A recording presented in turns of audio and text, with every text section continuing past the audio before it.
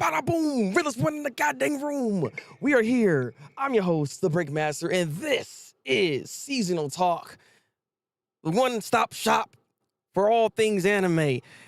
We got a lot to talk about. I missed last week, so we're going to be talking about last week's episodes plus this week's episodes. Also, Vinland Saga and Demon Slayer are done. So we're also going to kind of do a deep dive within both those shows and kind of wrap up what we thought of the entirety of the season here, right? Of those shows. So we're going to be talking about a lot.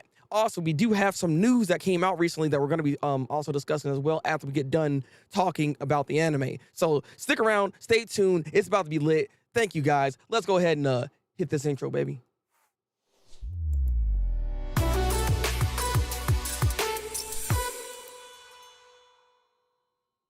I like to say thank you, Desta, for coming in here. Yes, there's a lot to talk about. Anna, welcome in. And Fortunate, how you doing? All right, you already know how we start off. We always start off with a go with Vinland Saga because this show has not disappointed in any capacity at all. Honestly, again, this is where we got to talk about this as a whole season all together, and just there's just so much to talk about with Vinland Saga right now. So we're probably gonna be on this for a minute. I'm not gonna lie, because this was great. This was great. I am so happy I am a fan of this show. I am so happy I got into the show. I'm happy I've even recommended this show and got people to watch it, because this is what peak writing looks like. This is something that a lot of other creators should inspire to try to get to. Like, yes, like this show is doing just that. That's how good Vinland Saga is. Like, yeah, we call it peak Land Saga. You know what? I feel that. I freaking feel that. So with the 2 episodes here, we go back to the episode before because we didn't talk about that, right? But it's crazy. Thorfinn finally got to meet Canute. Canute had this whole conversation, and it's just like the back and forth, the type of just like ideologies clashing and stuff like that. It was nice, really nice to see freaking Canute out here laughing his butt off. You've never seen this man laugh. Like, people, all the Vikings sitting there like, it's like a laughing, what's going on here? Because he don't be doing that. But like, just the type of thought process that Thorfinn has now, that he wants to create Vinland. You know, he wants to create peace. He wants a place to where he's gonna run off to, and other people that can run off to that can't be a Viking can live. This is his whole goal and mind that he's trying to do, and it's just super admirable. And you can see Canute kind of just appreciates the fact that he's not debating or going against his own like morals. He's not going against his will here of what Canute wants to do by getting all the Vikings together and be under his rule. That makes sense. I see what he's trying to do. So for the slack that's gonna be left behind, Thorfinn wants to fill in those holes. So it's just like, in a way, they're kind of working together. And because of all this, the kind of conversation they end up having, they didn't attack the farm anymore. They stopped. They left. I mean, all those suckers died. I mean, that still happened. But like, Thorfinn was able to actually convince him to be like, you know what, there's not a reason to do this.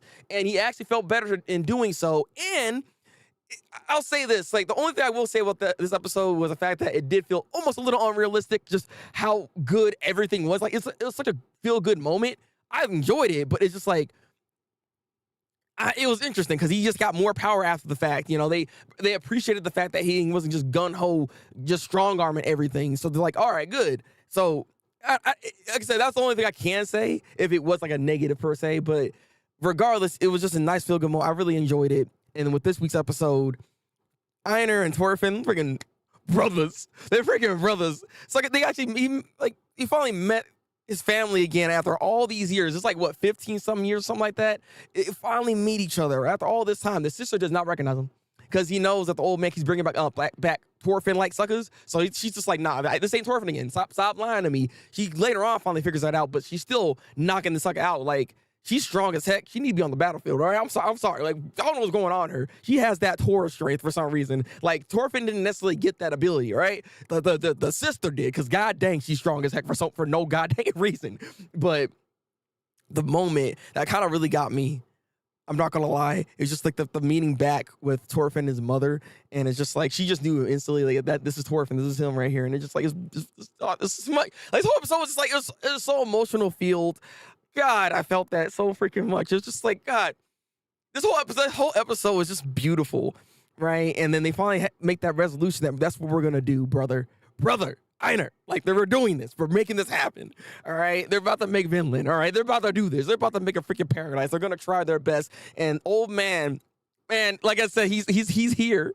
He's here. He's trying to help him out. Leaf. He's trying to help him out. Like, I got you. I know what to do when it comes to like funds and things of that nature. I got you. So it's just like, we already have it all set up now. I'm so curious how this plan is actually going to work going into season 3 then. I can't wait for more Vinland Saga. This show is incredible. It's just the meaning behind a lot of what this show is trying to convey. It's something, honestly, that we need to actually take in for ourselves in our current times as of right now. But both these episodes are just peak amazing stuff. I give last week's episode like a 9 out of 10. This week's episode a 10 out of 10. This week's episode is 10 out of 10. It just like, it wrapped up too freaking good. Too good. It's just that good. Like, again, I feel sorry for the people that dropped this. You done messed up. This show is amazing. This show is freaking amazing. Yeah, for the moment when he came back, home touched me. Yeah, it's same, fortunate, same. For an iron handshake, it was beautiful, all right? It was, this season was really freaking good. Did what 100 Man couldn't do. Facts, bro. Exactly. Like, he took 100 punches and ate that. She said one punch man, pop, gone. Sucker was gone. He was drooling. He said night. She had that night quill. God dang it. God. That mama made me cry. I'm fortunate. It almost got me. My heart was full with that. I was like, I can't. This show's just too good. And look, I'm sorry. Vinland Saga is that good, okay, Anna? Like, you haven't checked the show out. You gotta watch this. At some point in time, we gotta make this a thing, because this show is worth watching. This is one of the best animes to come out in a long time. So this is worth watching, okay? Just married the black hair guy and that kid. Yeah, exactly. Again, freaking beautiful. Yeah, he's like, what is it? He don't know how old he is. I mean, they don't really keep track of that, I don't think. So that's why he's like, I think I was 6. I think. I don't remember when I left the freaking land, but, here we are. Yeah, exactly. I almost forgot to bring that up. Thorfinn's new look, that he shaved it off. He shaved it off. He said, look at me. All right? When it comes to trying to get this influence together to negate violence, to no longer do violence, I gotta look clean. And the man looking clean, got that scar on his face, like, he's been battle scarred. He's been going through a lot. But like, when it comes to this, the whole of Vinland Saga season 2, this has been a journey. This is something that, yes, I can say this, and I can give it a slight con, because people have dropped it. Like, it is what it is. All right. The show, this season is, you know what? This reminds me of Attack on Titan, season 3 specifically, because season 3. It's the season where Historia comes into play, and it focused a lot on her, right? That had a ton of exposition to a point where people were annoyed that there was no fighting anymore, or there's humans fighting humans and not Titans fighting and stuff like that, right? This kind of reminds me of this with this season. Season 1 is a bombastic, just Viking killing type of series that is just like, I put it on Atkins to like a Game of Thrones type of thing. So I used to say that when I was watching the show and everything, right? If you like Game of Thrones, you can like Vinland Saga, given just like the premise and just the world that they're in and just how visceral the world can be, right? So season 1 is pretty much that. But it also has an incredible story when it falls through Askeladd, because Askeladd is actually the true main character of what was going on here. Though we needed all that setup, all of what Thorfinn did, so that this season can eat. We are doing a slow cooker type of process, right? You know what I'm saying? That's what they pretty much did, because season 2 was that slow cooker. It allowed us to actually peel away all of the stuff that happened with Thorfinn for us to fully, truly understand him as a character and as a person. You know what I mean?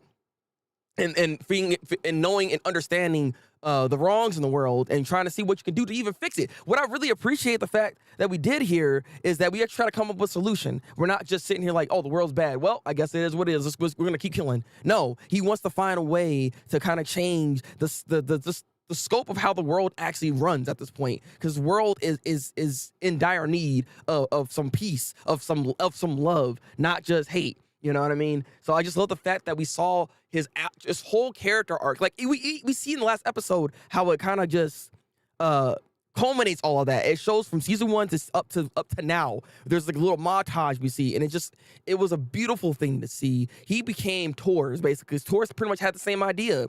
He just wanted a piece like this, and it's just the fact that he understands his father 100% now is just it's beautiful to freaking see. The writing is immaculate. This is some of the best writing that I've seen in a show, not just anime, in a show. This is done an incredible time. I love the fact that we did take our time with it though, right?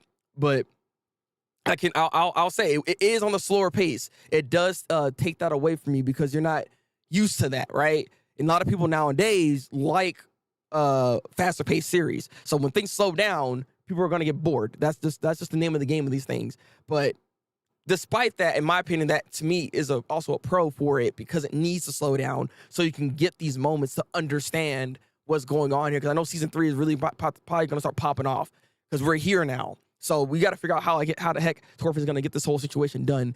But like I said, when it comes to Vinland Saga, this is one of those shows where I feel like this can change people's like perspectives on things within life in general. I have to admit that, given that it just tells you that, nonviolence can work. It can do something. We don't always have to resort to violence to try to make change happen. And that's what I'm trying to say here. And that's why I can't help but appreciate just the type of storytelling and what kind of message that we're trying to say here, because we don't see that nowadays. And it's not very often that you see that.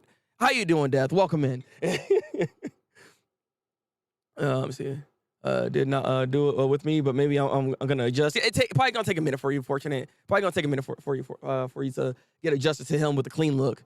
They're trying to got a new look as well. I was hoping so. Maybe later we might see. You might see. All right. See you later then. So many animes have war arcs, but we almost never see the aftermath. Facts, right? Because no one really wants to see that. What they want to see is death, a bunch of fighting. People love fight scenes. I mean, I can't sit here and lie and say that I don't enjoy a good fight scene, right? I mean, Demon Slayer is pretty much that, a bunch of fight scenes, because like this season for Demon Slayer has been nothing but fighting. Like we've been literally fighting the whole time, you know what I mean? But people love that kind of stuff. Where this one takes that back. Like, wait a minute, let's do some development here, because like, Lord knows Demon Slayer needs that. But I'll get into Demon Slayer later. Usually, just war is over.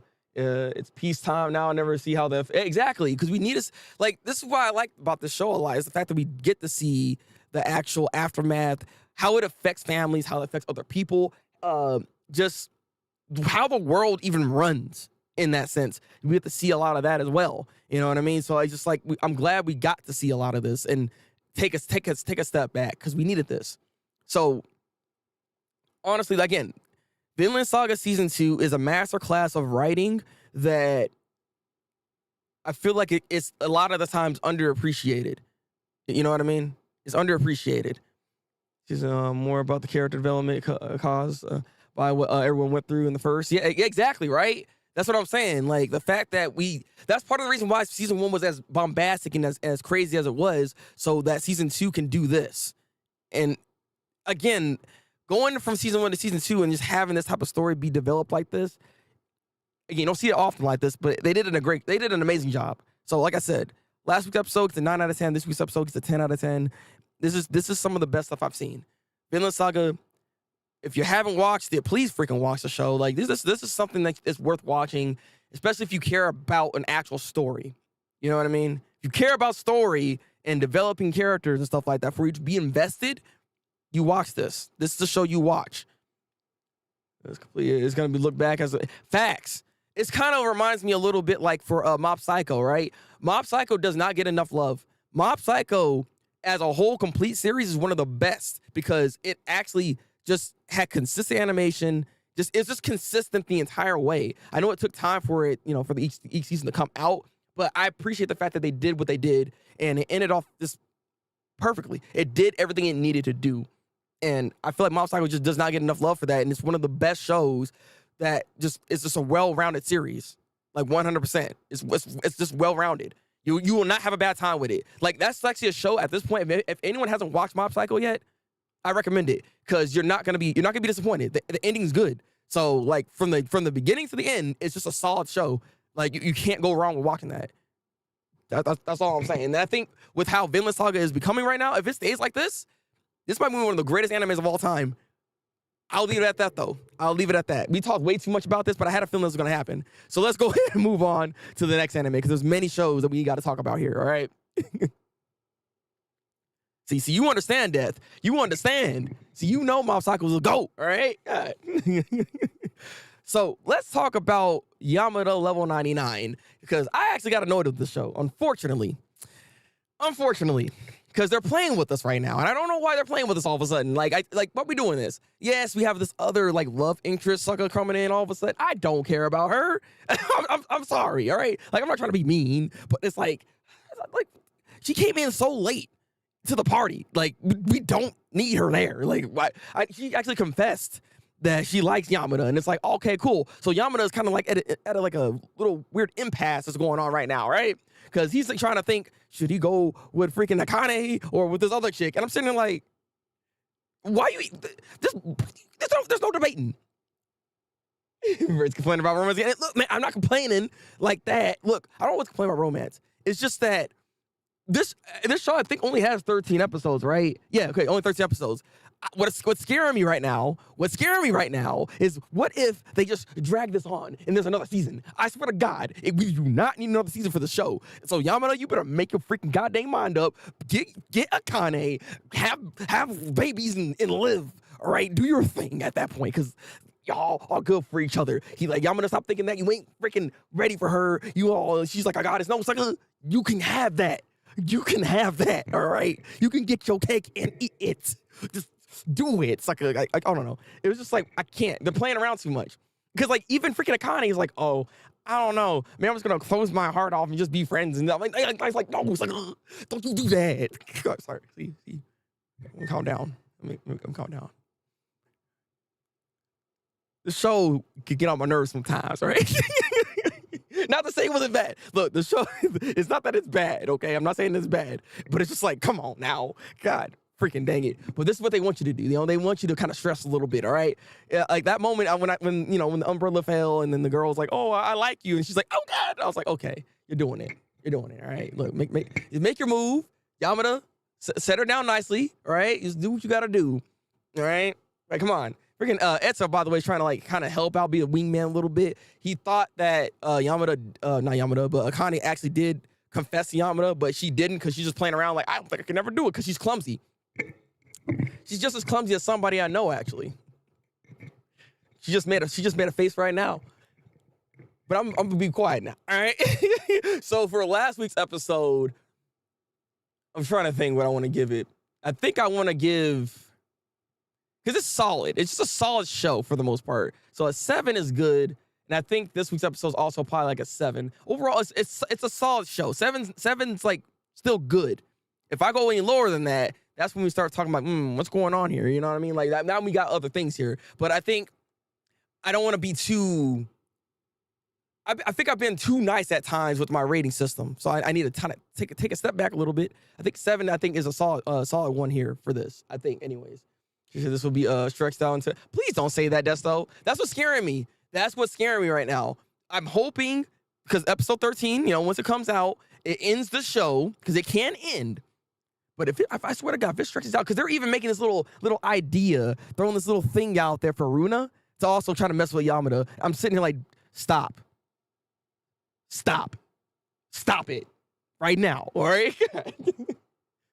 That's the please. What do you mean still going? Oh no! All right. See, if this show actually has another season, we're gonna talk about this, and you're gonna see my rating, okay? I swear to God. I swear to God. I'm tired of. Let me stop. 7. That's what we're getting. And don't give me that look. All right. Let's move on. Freaking God dang it. Let's go to. Okay, we got Mashle. So I actually have a problem with the latest episode, unfortunately. Because we're kind of foregoing some stuff here, and I don't know why we did that all of a sudden. It's interesting. I mean, I kind of sum up both the episodes because they're just like they're like a tournament arc in a way, right? Everybody kind of gets their own individual fight, so we're kind of just seeing everybody fight right now. What's going on here? You know what I mean? So Like Lance had his whole battle. He pretty much took care of that guy. He was like an initial issue because he was like kind of almost unaffected by the gravity ability because he can kind of just like go into the ground and stuff like that. But he found a way to defeat him. You know, they had a kind of little bit of a moment, but he's done. Like all the antagonists, I'll say villains, all the antagonists pretty much all had like a kind of a moment with their subsequent opponent, and you know they had this thing going on, which, you know, it's not bad. It's not bad. You usually do that every time when we come to like a fight in the first place, right? So we had him. He had his whole thing done here. He had a pretty good fight. Good animation, by the way, too. Like the animation kind of stepped up a little bit, and I did like that. You know, we were actually kind of moving a little bit quick with this. I like that. So when it comes to this week's episode, I think I don't know if Mash was also in the episode or not, because they all kind of blend together for the most part. But Mash had his fight with the number two guy, a part of that society that's going on, right? Fight was pretty good for the most part. I had a feeling that he was gonna find a way to do it because he kind of made it to where this man has speed. His magic is pretty much like a speed boost. So you know, like those things you see in like Mario Kart that you kind of like go over to boost your car up. That's pretty much his ability. He's able to kind of just move, you know, just like speed and go. What's that one hero from My Hero Academia? That dude that's freaking slide and go. There it is, slide and go. That's the ability basically that the guy was doing. And he has a second form for an ability. That's the other thing we actually learn about when it comes to Lance and other two-liners and stuff like that. That they have a secondary ability that allows them to enhance their ability even further. So like this one had like a zone that he was in, and he was just like zooming around all day long. Of course, Mash won the battle because he found a way to like line him up, so he's not just like going every which way. And then with his immense power, he was able to like kind of knock. Well, he didn't knock him out, but he took him down. And they kind of had like a little heart-to-heart moment and be like, hey, next time I see you, we can eat some freaking cream puffs together because we friends now. You know what I'm saying? Like, you were ostracized. People don't appreciate you because your eye. Well, you know what? I don't care about that. We can be friends. Boom. There it is. Like, Master's a simple man, all right? He don't care about all other stuff, okay? So let me get to the thing that actually kind of bothered me with Mashle, which is this week's episode, with Dot. Dot had a random power-up. Because my question, I had to ask myself, like, how is Dot and Finn going to take on these upper rank twos? These suckers are two-liners. They're two-liners. They're both one-liners. How are they going to fight these guys? And Dot's not that good to begin with. So I was just like, what are we doing here? So all of a sudden, this man had a random power-up happening. I'm just like, there was like no hint that he was going to have this ability. Because like he was about to die the last fight that he had, actually. So it's like, why didn't you do it then? Like, it's weird. It is really odd that just came out of nowhere, and I was like, that's bad writing, unfortunately. So we knocking it down a little bit because that whole fight didn't even like pan out because he didn't even win. Saga didn't even actually win. Somebody else came in. It was actually Finn's brother.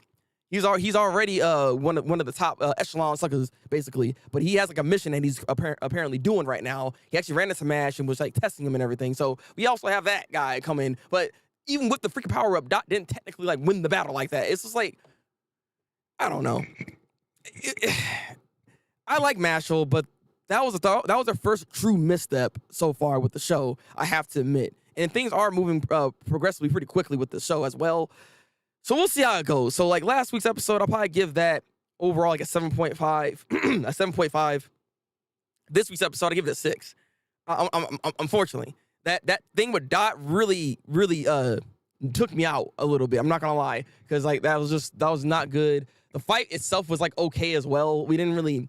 There's a lot of other stuff going on. Freaking Mash is gonna be facing up against the main guy next episode anyway. So we'll see what happens. But I give it a 6. That's how I feel about it. Sorry, Mashle. You're the first 6 actually that got into seasonal talk. So, you know, it is what it is. It is what it is. Let us go ahead and move on to the next freaking show. Oh God. Okay. Desto, bro. Help me. Okay, look.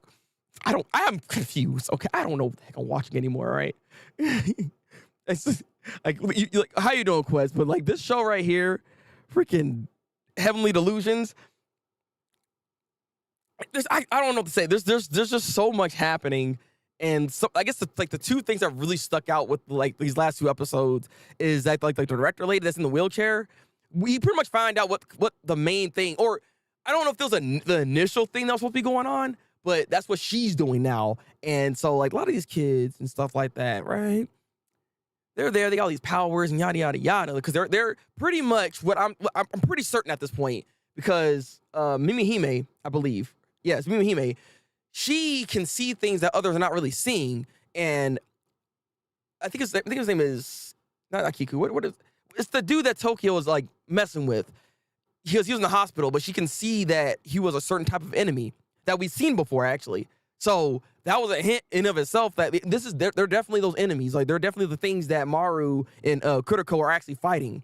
So needless to say, the girl in the wheelchair wants to pretty much transfer her brain to a different body. She knows it works. Oh, they know that this can work, right? So we've seen this from Kuriko. Kuriko had that procedure done. It does work. So she's trying to like transfer through bodies and bodies so she don't have to die. So she knows she's on limited time. So that's why she's starting to get a little on the desperate end to do this thing. So yeah, pretty much, Quetz. Pretty much. That's pretty much what the old lady's saying right now, all right? And we had this whole thing, I guess. I don't know who. Something fell down onto the facility that they're at. So things got destroyed. The kids were able to actually go outside and see the outside world for the first time. And it really shocked them. So that was a moment in of itself that they had here. So I was like, okay, that was nice. That was nice. You had that moment here. They needed that. And yeah, the other thing is they're actually doing this like test now where they got to pretty much find the outside of the outside because they got to understand what that is. Because again, she's trying to recruit whoever gets it right. I'm assuming that's the body she's taking. That's pretty much what's going on right now. All right. So she's a menace to society. We got to watch out for her. We're so done with the anime tropes. Look, man, these anime tropes be a lot, man. Okay. I haven't seen this episode yet. I'll be back. Oh, okay. I got you, Desto. I got you. Even though I don't know how I'm gonna be able to express this and explain this correctly anyway. So, well, there is one thing. So actually, definitely mute yourself because it's something that really happened, really, really big happened here. The highlight of this week's episode, unfortunately. So they found this facility, Kuriko and Maru. They were able to actually find Robin. Robin was there. This facility also is like its own like in a way paradise, right? Because like there's a whole structure that's there, and Robin did a good job at structuring this and everything, this and that. There's running water, food, shops, everything, right? It's almost back in the old days. Like we're almost there with this in this facility. So he's done a good job, right? Round of applause for Robin. Yeah, Robin's a goon. She's been looking for this man this whole time, they have been looking for this man for this whole time because Kiriko, obviously, it's not actually Kiriko, right? Because, the whole brain transplant thing. So, what happens in this episode, which was shocking as heck, because it doesn't look like she's getting saved. Kiriko's not getting saved here. She goes take a bath, right? Robin takes the clothes and it's in his room, and he just pretty much tells her, "Hey, come over here. The clothes is over here. I got you." Like Kiriko trusts this man 100%, pretty much. Like not even thinking that, hey, something could be wrong with this guy, right? Like no thoughts of that. Like Maru and Kiriko are separated in this situation right now. Maru is not even remotely trying to look for her because he thinks that he should be safe. Yeah, Anna. So that's happening. She got handcuffed, butt naked on the bed, and he's trying to pretty much tell him who am I seeing right now? Whose body is this really? Explain to me what's happening. I need you to look yourself in the mirror, and this is what's about to happen to your sister. I was like, okay, it's bad. It's bad. And like I said, she doesn't look like she's being saved because Maru is just going to sleep right now. Maru is going to sleep right now. That's the only person that would actually save her. I don't know how they're going to get out of the situation. This is terrible. So, yeah. That was the end of this week's episode, and I just was shocked by that. I just didn't see that coming at all, okay? I don't know if we can send pictures, Quetz. Come on now. What about Nightwing or Red Hood? Look, we don't. What are you talking about, Quetz? So, yeah. It outside of all the craziness that this show is and the plot and just how confusing it can be when it comes to, especially with the facility,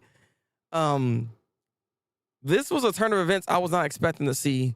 So ultimately, I'll give this week's episode like an 8 out of 10. It was shocking. It was a good episode, and it just kind of highlights that you can't just trust anybody. You don't know what they've been through. And also you can kind of see like the little hints with Robin, with how he was kind of like reacting to certain things that Kiriko was even saying. So it's just like, it's not good. It's not good at all. And it just sucks that Maru is not even like remotely like looking for it. But at the same time, Maru understands that Kiriko needs to do this, but not like this. Not like this. So this week's episode, 8 out of 10. I think last week's episode, I'd like to give it around like 8 out of 10 as well. Like, I think it's just both solid episodes this week for the most part, with all the craziness going on here. So I'm looking for at the end of this show, what the culmination is, because we have one more episode. It looks like there's only 13 episodes it's saying. So I'm just curious how this whole thing's going to end. Maybe there might be another season too with this, but even regardless, I want to see how this season ends here. Cause like I said, this is not looking good right now. I'm just concerned, but let's go ahead and move on to the next show. All right. And talk about the goddamn edibles. What's wrong with you, sucker? All right. Let's get into some good news. Let's get into some good news now, right? Hell's Paradise, because again, that was hard to watch. God, freaking dang it! I was not expecting that. So last week's episode was pretty freaking good, all right? It was pretty freaking good. You know what I'm saying? Like I'm out here. I'm like, I see this, all right? Aza. This man right here got a power up, and it makes sense. See, this is a power up that actually makes sense, unlike what freaking Mashle did for some reason, right? This man eats the flesh of his enemies. So this dude ate some of this god flesh. As you all know, they already drink the elixir. So if you were to eat them, you would actually get granted some of their ability. That makes sense. So he's actually getting into that zone where he has that life energy that's in him, so he can actually regenerate. He's on a different level than I guess everybody else right now. With Aza, that dude is freaking insane. His brothers over there are like, oh my god, Aza, no! But no, he good. Sucker good, okay? He actually killed this sucker. The enemy that they had, he killed that man. He said, I know your weakness. Your stomach is your navel is your weak spot. I see, I need to test my abilities. He's just taking them out. I was like, God dang. Okay. All right. You a minister of society, okay? You gotta calm down, brother. You scaring me right now, all right? Because he's going in. He's going in, okay? But we have that whole like big moment, which then makes me wonder, will they also follow suit and start maybe devouring flesh and other things? Like, they haven't ran into Aza yet, but Aza is a massive issue, because I don't think anyone's gonna work with him. Because like right now, Gabimaru is actually working with the samurai that lost his hand. He had to cut his hand off because he got that freaking poison and stuff, right? So he's working with him, and they work as a team for the most part, right? And they had their own big battle. And this was this week's episode. They had their own big battle, which is kind of crazy though, because like Gabimaru barely had any actual time to like rest. So this man out here he's just staying fighting, but he out here getting to another level himself, because he also figured out how Ten works, how this ability works. And after getting the proper explanation, which is from the Asimon, this dude actually kind of good. Like this dude, like out of all of them, he kind of has like a good sense of like self and understanding. He likes to try to dissect like other beings and things of that nature, right? So he kind of has an understanding of like what this thing's all about and what the little girl's talking about, because she also was actually one of them, one of these godsuckers, but she got rejected only because she's not able to actually transform her body from both sexes, right? She can't. I don't think she can go to the male side, because like that's kind of like the whole thing. Like this whole thing, like I said, the story elements for this is actually really freaking good. Like I'm really enjoying the story of Hell's Paradise right now. This is pretty good stuff right here. Like, I'm not gonna lie. Like, this show has just been really on a roll ever since episode 5. This show's really freaking good. So like the way they're actually developing their story, the way they kind of kicked her out. Also, I just realized actually it's actually not a good. God freaking dang it. So you know what happened? Look, the whole point is there's some stuff going on, right? Like, God freaking dang it. What's going on? So this also has like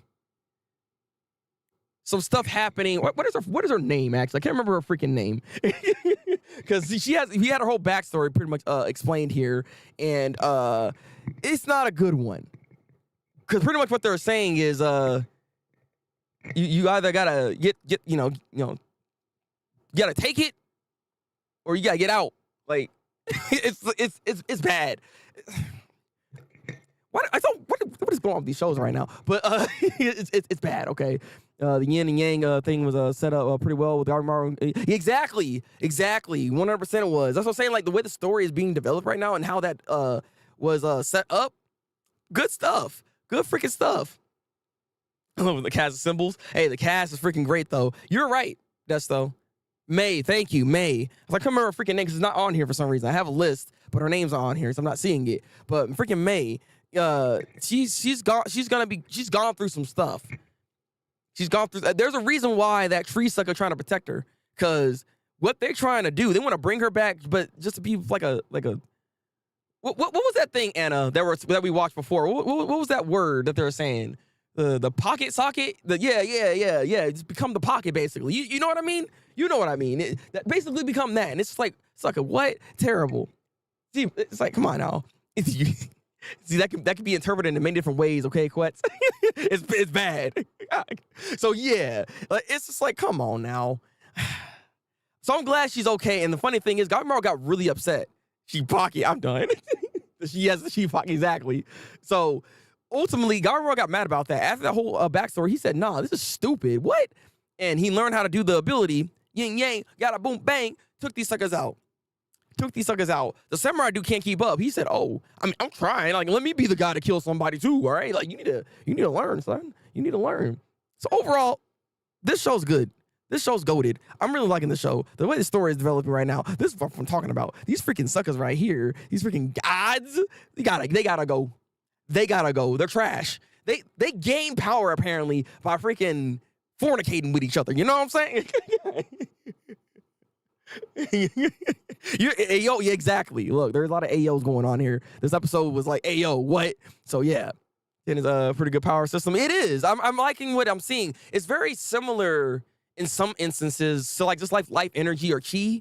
It's because that's kind of what it's sounding like what it is for the most part. So yeah. No, well, not necessarily that. Not necessarily that. Not those kind of guys. The recycling. What are you talking about? Oh, well, technically. Well, actually, Quest, you know what? You're kind of right. They kind of are technically recycling because that's how they're able to keep that freaking life elixir keep going like that, right? They get these other humans and put them in these holes, and then they transfer into these buds of flowers, and that's when they get the juices, and they be drinking that, all right? But I digress. Last week's episode, 8.5 out of 10. This week's episode, you know what? 9 out of 10. Because god dang it, Hell's Paradise has been doing this goddamn thing, and it deserves a goddamn high rating because it's been good. It's been good. Story beats are doing well. The development for the story is just doing great. The characterization and the development for the characters are actually doing really freaking well. It's all making sense. It's all making sense. Yes, Sagira needs to go in next episode. 100%. She needs to fight. Like, I'm really curious just how strong she actually is. Because with how they were explaining this stuff, she kind of already has a good grasp, basically, of the strong and the weak. Because that's what May was pretty much saying. Strong, weak. Like, you got to be able to have that balance. And she already kind of has that understanding. So if she can just tap into 10, bro, she's going to be a goddamn problem. All right, look forward to this. We need to see more. Hell's Paradise is goated. Go watch this goddamn show. All right, Quetz. I'm not even going to say anything because, again, May. But all right, let's move on. All right, Anna. Mute yourself, or mute me, because we're talking about Demon Slayer. Now, we have some stuff to talk about when it comes to this whole hour and 30-something minute long freaking episode, because there was a lot going on. I had to go back a little bit to like watch and try to understand some stuff, and I still don't quite understand some things, actually, because this has been an issue for a minute now, and I'm going to talk about this now. Because I'm like, I don't know what's going on. This is the third season, right? It's the third freaking season, and we're still not explaining certain things with Nezuko. Like, there's a lot going on. But let me back up. Because, let me not. Because it's like, overall, this episode wasn't bad. Like, the episode wasn't bad at all. But I was annoyed. All right, I feel like this fight was dragged on. Honestly, this fight was freaking dragged on for way too long. It's just a few things I didn't like. Now I'm thinking about it. The more I'm thinking about this episode, actually, but there's this like this demon that they were fighting, that Conjuro was like holding off. It's just like this whole thing was just, I feel like it was really drawn out. I didn't know why we're doing this. This is 100% Desto, the weakest arc thus far. Season 2 was better than this. I'll say this right now, right off the bat, wholehearted with my heart, with how I think. I really truly think, even on more of a subjective tone, that last season was better structured than what this season was. Because I felt like this fight in general was like actually dragged on more than it needed to be, and it was just getting kind of annoying after a while. The Tokito parts is probably the best parts of this arc, of this arc here, right? Tokito getting that development, who he is as a person, I like him a lot now. He's a great character, but like when it comes to what Tanjiro and what they were doing, it just wasn't as good. It just wasn't as good, especially considering what we had with last season. So I have to admit, this is a weaker season overall. So one of the major things that I didn't like about this episode, honestly, is what they did with Kanjuro. Or Mitsuru. Let me just say Mitsuru. You know, the other Hashira, right? She did great. Don't get me wrong, because like the last episode, because we didn't talk about last episode, I like her character. I like her character a lot. I was feeling her, and she has a great ability, a great sword technique, and just sword in general. Like her whole design is freaking awesome, and just how durable and how strong she is. She's gonna be hard pressed to find somebody as strong as her. She is incredible. So like I like her a lot, which is why it upset me with this recent episode what they decided to do. She was actually about to lose. Why do you put her in that position? Like I know she's like running out of steam and everything, but like you could have actually made her look even stronger by continuing to keep up. Like, you know what I mean? We didn't have to have her do that. I don't. That's why I didn't understand like why she has to almost like die all of a sudden. But then because Tanjiro did what he did, they were able to like, you know, the whole thing got negated, so she's good. But that annoyed me though, because we didn't have to make her look weak. You know what I mean? There's like two instances in general that kind of made her kind of look very inexperienced, because she would have died, technically speaking, after she got hit with that sonic blast, if it wasn't for the team of Tanjiro and the rest of them getting her out of the way so she can wake up. You know what I mean? Like, we didn't have to like put those moments to make her look. We should have actually had a Hashira just go in and just be goated like that. You know what I mean? That's kind of what Tokito in a way did. He did struggle. Don't get me wrong, but it's like I feel like he did a lot better in that sense versus like what Mitsuru was doing, because she's about to die basically. But it's just like I didn't like what they did there, so it annoyed me a little bit. Other thing I didn't really like about it is also the fact that, again, that fight was dragged on way too freaking long. They were taking so long to cut this man's head off. He kept switching over. I was like, man, was running super fast. Like, I was getting honestly really annoyed with this demon, because I thought they're trying to make me feel something for him. I didn't feel nothing for that Saga. That guy's trash. Like, that demon was trash. I don't like this demon. I'm sorry. I don't like him at all. It's like this whole thing was getting on my nerves. Because I was just like, please go away already. Because like we're stretching this way too freaking long. So I just didn't like the climax ultimately of how this whole fight was like going. Because it's just pretty much the same beats. It happened like 3 times basically with Tanjiro, and he's finally able to actually cut his head off once he finally got the sword, which apparently wasn't done yet. But he made it work. He made it work. So that was the other thing that kind of annoyed me with the episode. One other thing that kind of threw me off. Again, this is the biggest thing about it, because I'm a little annoyed because Twitter kind of spoiled me a little bit. I'm not a manga reader, so I don't know what's going to happen. I would have felt that moment a lot more if I didn't see some stuff that happened, which is with Nezuko. Nezuko was out here burning in the sun. Like, if I didn't see that she was okay, I would have been like, dang, I would have been sad. But unfortunately, people want to, put stuff out. It is what it is. I shouldn't have. I guess I shouldn't have been on Twitter or something. I don't know. All I know is that it annoyed me that I seen that, and then that kind of negated that feeling that was there. It was sad. Don't get me wrong. Like, out of context, like in context with it, not out of context, but in context, it's very sad. Like you would feel that. So I still see it, and I see the vision, but yeah, I got spoiled too from Twitter. Yeah, see what I'm saying? That's so like everybody's just so fast with it. And I'm just like, come on, man, come on. Yeah, Genya's good though. Genya was good. I wish they did more with Genya though. Fortunate, I will say that, because like Genya's here, but he didn't really do that much. Like It's odd. It's odd, especially with his ability. It's like this thing. That's the thing about the show in general that they don't tend to explain stuff, which is why I'm like going back to Nezuko.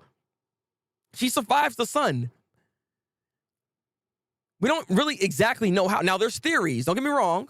There's theories, but they didn't just outright tell you how they're really doing it. But she's able to do so, and so because of that, Michael Jackson's on Muzan is like, okay, I don't need these doctors no more. I don't need any of this. I don't need to make no more demons. I just need to eat her because she apparently has the power to be able to do this. So I need this. But they don't really actually take their time to explain what's going on with just Nezuko in general. Because last season, I had that same problem with Nezuko where she was just able to just like go into this extra level form where she's just like this strong all of a sudden. It's like, but why though? But why though? And people are like, oh no, the next season will explain it. I just watched the next season. They still didn't really explain that per se with just how strong she even is. You know what I mean? Like it's interesting. But maybe I missed something. Maybe I missed something because I was tired. I was tired. So if there is an explanation, please tell me so I have a better understanding what's going on with Nezuko, because Nezuko's character, I feel in general, is just lacking in development. Like she actually seems like to be the key point, the key purpose of Demon Slayer. She is the key. So the fact that she's the key, can we get some better development for her? I don't understand why we're not doing that. Like that's the main problem I had with this whole episode and with this arc in general at this point. Because it's like, come on now. Come on now. With she was gonna die, but then she's alive. Yeah, exactly. But then she's just alive all of a sudden. Like here we are. Goku and Tengen have much better showings than Hashira this season. Facts, 100%. Now they had better showings, but they had more damage. One died, so I mean, yeah, they showed out a little too hard, unfortunately. And his development was good despite being in the background. I feel like it was decent enough. I won't necessarily say it was good. I feel like you're right. Because they did a whole backstory for him. I'll give him that. Not to mention, I want to see what his brother is all about, anyways. So you know, they did enough. I feel like they did enough for Genya, at least characterization wise. But he reminds me of like an Inosuke. Like Inosuke's there.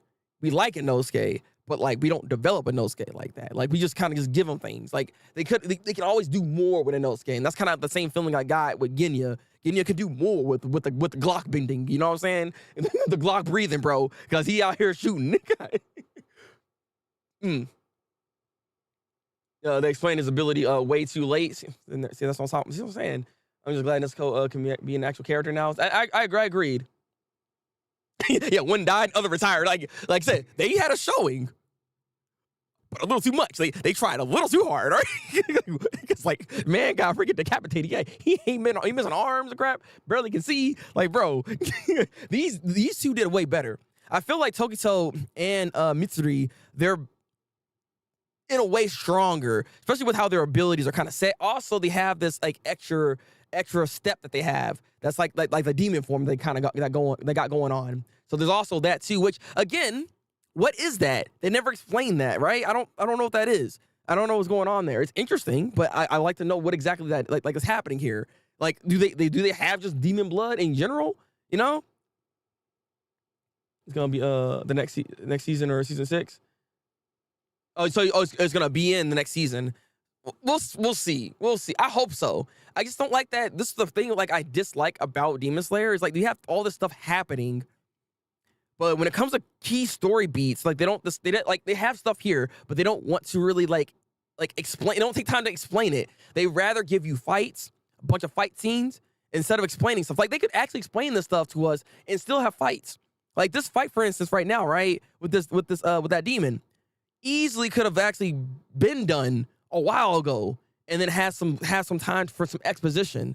You know what I mean? They should have done some exposition. I just wish they did more in that sense to give us a better understanding, because we can theorize of what's going on, you know, because obviously Nezuko's blood is special. From what I can understand, her blood seems to be special. The fact that the things that she can do, but why is it special? What's going on with her exactly? We don't actually know. Like that's the thing here, and we're 3 seasons in now. And we're still confused. And the show's almost ending. I can see it. Like the way it's going, like it's about to end. So it's like we need more information. It like we gotta stop playing around with this and give us the stuff we need to know. So that's the main like takeaway out of the season that honestly that just like kind of took me out of it. I wish they did better with that. You see, Genya and Shinobu pop off next season. I hope so. We need to see them pop off. We need to see the rest of the Hashras pop off. I heard the next arc is supposed to be like a Hashra arc or something like that. The Hashra, again, people want to be saying stuff. I seen too much.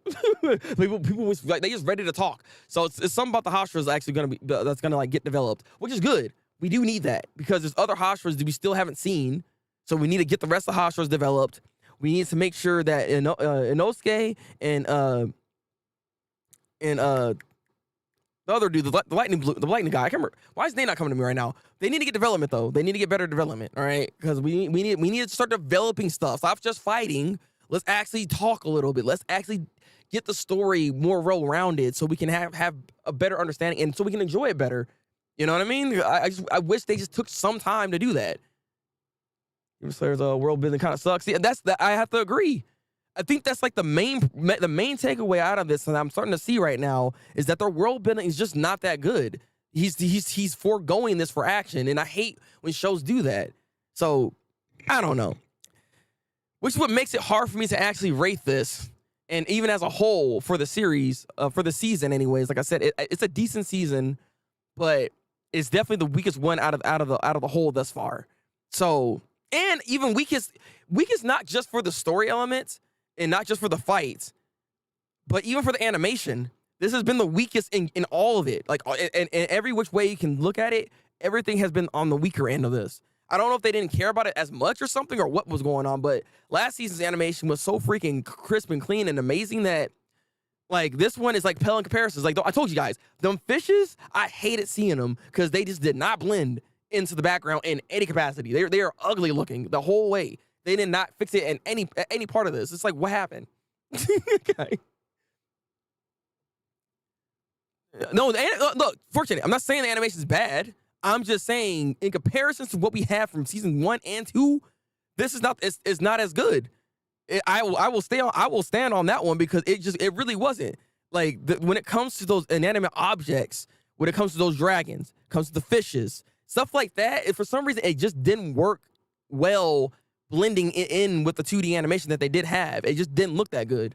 There's a lot more CGI I think was in use for this or something. I don't know what happened, but it's just like it wasn't done as well within the last season. Like look at last season's fight and how well animated that was. That crap looked amazing. Like that fight sequence with Tengen going back and forth and like come on now, like think about that. That was a bunch of wins to the jiggle fixes. Oh, come on now, brother. What are you talking about? Newcastle ate the budget. Is that what happened? Also, Ahmed, welcome in, brother. Welcome in. The raise the bar weights. I mean, I think it's what it is. Because, like, I'll say this. Again, this standalone, not comparing it to the other season of Demon Slayer. No, this animation is good. This animation is still great in comparison to other anime. But I'm comparing it to the other seasons for Demon Slayer, and you can tell that this wasn't done as well as last season's for some reason. I don't know. I don't exactly know what the reason is, but it just wasn't as good. And it's just a shame to see. But it's still good. Like don't get me wrong. Like it's better than like at least better than like other shows that I've seen. You know what I mean? Yeah, that's what I'm saying. Like I'm not saying that like the animation's bad. It's just that I had to do the comparisons because it was just like, bro, like what happened here? And that fight was like I said, I mean, that thing was so freaking good. It elevated that scene, that fight way better than even what the manga had. And that's what they got to make sure they stay and do. Don't ever forget that. I'm hoping they don't. All right.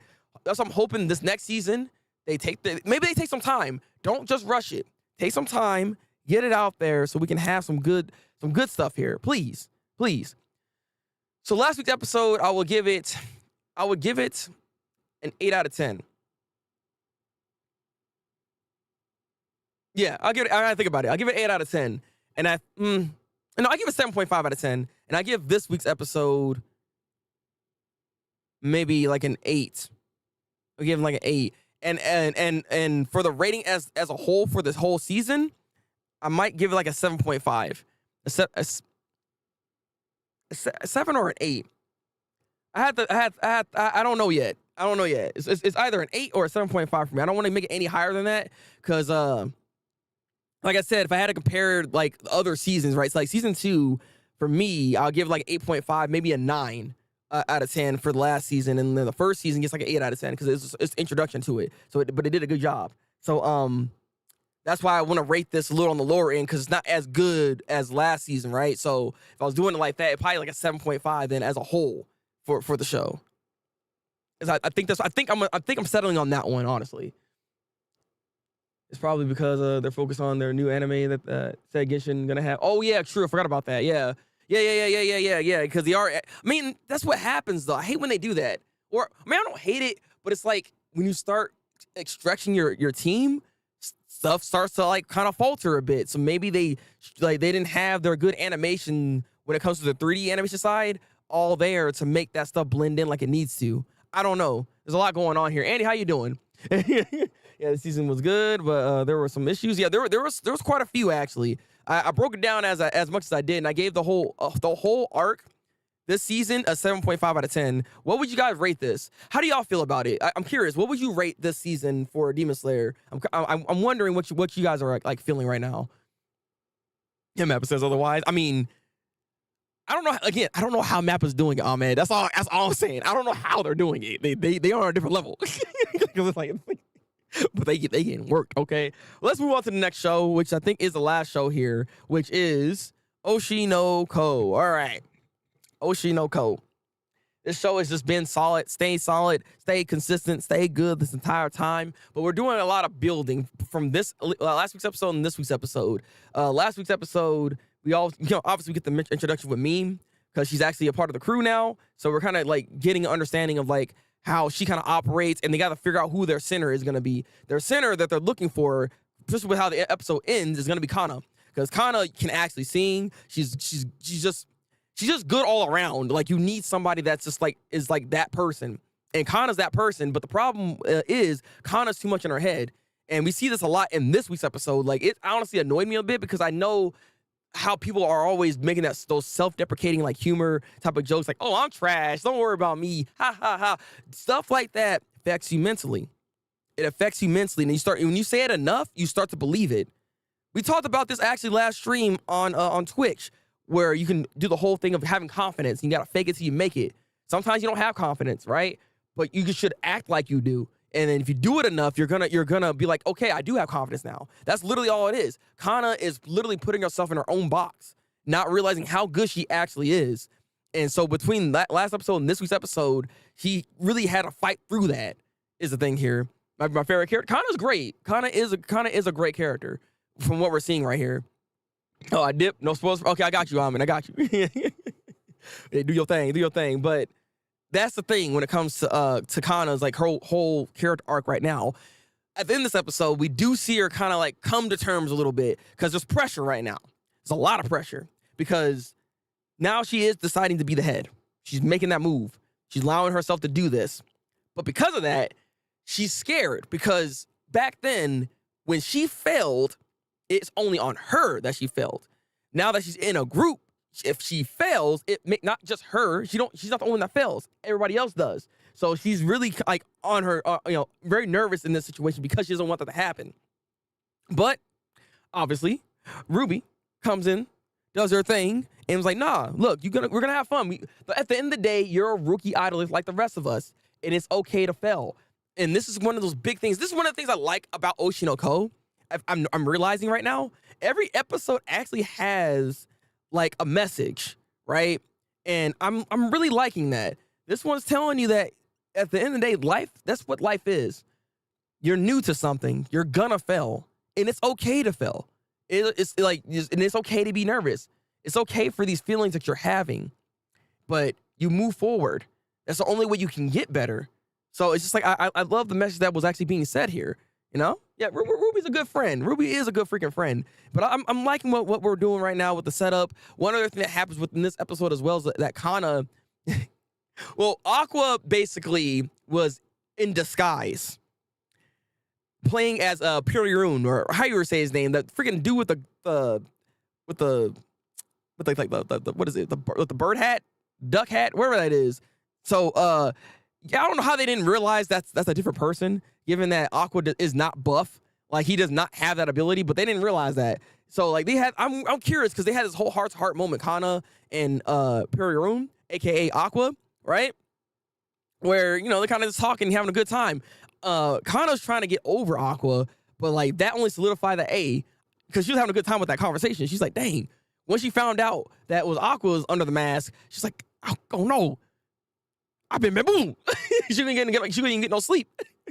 So I wonder how that's gonna actually affect her performance right now. Granted, though, I don't think her being that tired is gonna affect her performance. I only say this only because I've been on stage before.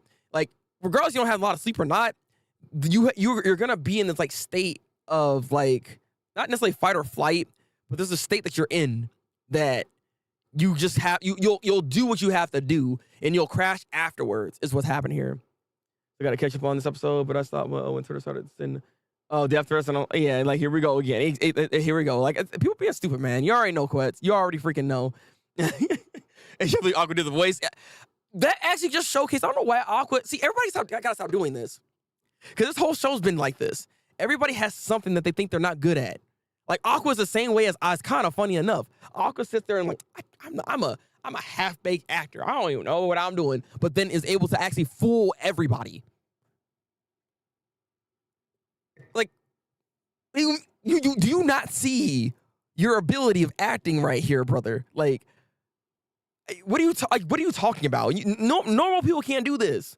It's like, you know what I mean? It's like I just can't. I can't. Both Kana and Aqua got to get out of their heads, all right, and realize how good they actually are. Because this is stupid. Okay, God, freaking dang it. Kana and Aqua going to be together. They would be cute. They would. I hope so. I hope that's the end game here. Because I don't know if I want to see Akane with Aqua. Because I mean, Akane is just doing that thing where, you know, kind of like acting like and you don't want a false eye, my guy. Like let's not do that. All right. I mean, it's gonna be interesting. Facts. I would love to see that interaction. Hopefully it happens soon. Maybe after this whole thing's done. So yeah, but also Aqua does. He's gonna get more into Akane because he has to go pretty much to her agency. So like the fact that he's already quote unquote with her, they're gonna be even closer now. Because this last week episode, given that we have this information where he has to go over there to go and find out more about because there's somebody there that knows more about and the dealings and stuff. It's just like, God, this is stress. This is stressful. There's gonna be so much going on, God. But Ocean Code never disappoints. Good freaking stuff again. Last week's episode gets like an 8 out of 10. This week's episode gets an 8.5 out of 10. Really good stuff. Really freaking good stuff. I'm liking Oshinoko. That's why I'm trying to make people watch the show. The show good. Hey, it is, isn't it? No, wait. Oh, God freaking dang it. Why? I need more. I need more. God dang it. Yeah, season 2. I really hope season 2 comes really soon. Like once this ends, right? I want to see an end card saying season 2 in fall or something, or you know what I mean, or in winter. All right, like in winter. Like please, like just give me something. Like sometime in this year. Don't just be like, oh, it's over, and then not say nothing. Like please. The show's good. They're doing an amazing job with adapting this. Like this is some good stuff. What would y'all rate this week's episode for Ocean Code? What would you rate any of the animes for that matter? I'm curious what your rating system is right now. All right. But with that, I think we're done. If I'm not mistaken, let me hit that button. Yep, we're freaking done here. It took me an hour to actually talk about just the animes. That's freaking insane. I had a feeling it was gonna happen though, because there's a lot to talk about. When I miss a week, this is what happens. Like, God freaking dang it. Instead of reading the manga, couldn't wait oh God, couldn't help himself. Well, I mean, enjoy the ride, my guy. Enjoy the ride. Yeah, they got to leave Hanakamura mother alone. Yeah, I don't even understand that whole situation. Like that thing, it's so stupid. Because like I understand where she's coming from with that at the end of the day, right? Because like that did hit like really close to home and everything. So it's just like we gotta let it grieve. We just gotta let it grieve. It's like the whole thing is just dumb. All right. I'm in episode 3 or 4 so far. I'm rating is it 6? Is that a 6? Oh, hey, keep watching. keep watching. Hopefully you enjoy it. Again, this might not be a show that you'll enjoy it in the same sense that I enjoyed in, because like I said, our anime tastes are different. I can't say that much, but I feel like you can still have some enjoyment with this show though. Quets, I do feel like that would happen here. You just gotta give it some more time, my brother. But I'm just gonna say this right now. I know we're doing 2 weeks, but there's only one winner. It's not hard to know which one won. I'm sorry. All right, we're just gonna get this out the way because anime of the week from last week and this week is freaking Vinland Saga, because what we did for the last few episodes is undeniable. It's undeniable. All right, this is what I'm talking about here. This is the good stuff right here. I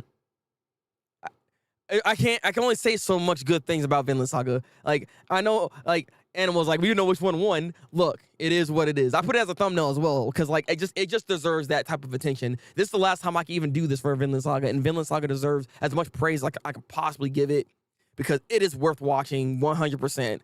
You will not waste your time on this. This is something you need to watch. I mean, it's not the same type of isekai that you normally mess with though. That's the thing. So it deals with a lot of idols and everything as well. In fact, they are doing proves that we don't pay attention the show they like. I mean, yeah. I mean, they exactly right. They're not paying attention. Like I said, the people be so freaking dumb sometimes. I'm just like, please stop being stupid, please. We don't need to do this, okay? We don't need to do this.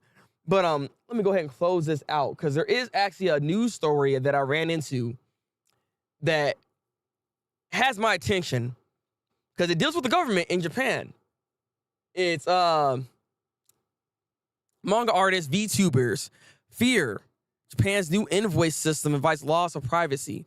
As you guys know, if you've been in the anime game and the manga game for a long time, like how I've been, we already know that a lot of mangaka, a lot of these artists and stuff like that have aliases. They don't have their actual full name out there, right? With this new system that they're actually implementing right now in Japan, it's gonna make it to where their names will be like public knowledge in a way. They can access that.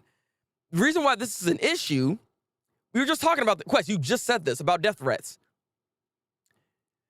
If their names are truly out there, they can easily find them and start doing death threats, or even worse. Is the thing here. They they say in this article that they don't think having their names out there is gonna cause too much of an issue, but it's like, have they forgotten about some of the crazy people that are out there? I mean, shoot, freaking Ocean Code really showcases this of just how crazy some suckers can be. But a real life example I can give you is Kyoto Animation. Their whole freaking business got burned down. Their whole building, because the suckers out here being crazy. So you're telling me if they had their names out there, what do you think they're gonna do? Like, you know what I mean? Like, all you need nowadays when it comes to online, is they just need a name. Once they have your name, they can find a lot of stuff about you. A lot of stuff. And idols get exactly fortunate, because that affects idols too. Because idols are also in under aliases. And what's happening right now is that the Japanese government is implementing this new invoice system, but this makes it to where manga artists, VTubers, idols, anybody that has an aliases, like they don't have an actual name out there, they have to reveal their name. That's pretty much what this ultimately is. This system's gonna do. I understand why they're trying to do it, because after reading this article, it makes sense in the schemes of being able to streamline this stuff a lot better. Because what they're doing right now with invoices is like it's a person-to-person transaction, and they have to look at it on an individual basis. So what they're doing here now is not doing that. They're just gonna bulk it up into a system so it can go much faster. That's what they're doing. I get it, but again, this impacts privacy though for those that don't want their name out there to the public for people to find out who they are. Because again, people are freaking crazy and they will do things. We've seen this from time and time again. We're seeing all these death threats right now for the whole thing with Oshinoko and the whole Kimura situation. Like there's just so much stuff happening with this. It's like it doesn't make sense. Because I feel like there should be an opt-out like section potentially to where, you know, if you don't want this to happen or something, or you don't have to necessarily participate or whatever the case is. Like, there has to be a better way to go about this, but this is an issue. And it's a pretty big issue that they're not really realizing what can happen, the ramifications of actually having this go through. there is a petition apparently right now that's going on change.org, and it has over 80,000 signatures thus far as this article came up, which I think was out yesterday, if I'm not mistaken. So, and there's also a voice actor group, advocacy group, also opposing this whole thing as well. So, whether or not they'll listen to this, I don't know. It's not looking good. Because, like, I think the whole situation from what I remember exactly, right, is that episode hit a little too close to home, so it did bother her.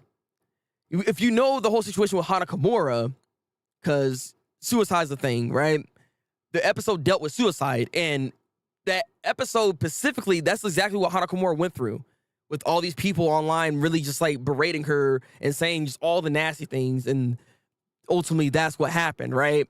So that's why the episode hit so close to home to the mother, and she was upset about this whole thing, and that's why then the fandom's coming in being stupid, and it's like I said, this is a whole mess at that point that just went on. It's like, let her grieve. You know what I mean? Like, it's just bad. Oh, they did that in the Philippines? Oh, wait, okay, so there's actually another instance of something like this happening.